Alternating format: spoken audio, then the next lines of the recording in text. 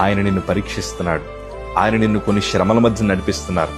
ఆయన మాటలను వింటున్నావో లేదో, ఆయన నువ్వు ప్రేమిస్తున్నావో లేదో, శ్రమలు వచ్చినప్పుడు నువ్వు ప్రార్థన చేస్తున్నావో లేదో అని అన్ని విషయాలలో దేవుడు నిన్ను పరీక్షిస్తున్నాడు. ఎందుకో తెలుసా? ఆ పరీక్ష వెనకాలే ఘనమైన బహుమానం ఉందయ్యా. కీడు వెనకాల దేవుడు మేలు దాచే దేవుడయ్యా. కన్నీటి వెనకాల దేవుడు సంతోషకరమైన శుభవార్తలు దాచుంచిన దేవుడయ్యా. నువ్వు అస్సలు కంగారు పడదు తల్లి. నా 2 చేతులు జోడించి చెప్తున్నాను, నాకే ఎందుకు ఇలా జరిగిందని అనుకోద్దు. ఎందుకంటే ప్రభు పరీక్షలో మనమున్నాం. ఆ పరీక్ష వెనకాలే గొప్ప సాక్ష్యాలు ఉన్నాయి. నేను కూడా అదే అనుకుంటున్నాను.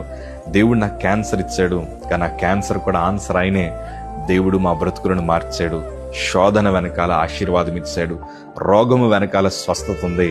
కీడు వెనకాల దేవుడు మేలు దాచాడు. ఈరోజు ఆ మేలు నేను అనుభవిస్తాను కాబట్టి ధైర్యంగా చెప్తున్నాను.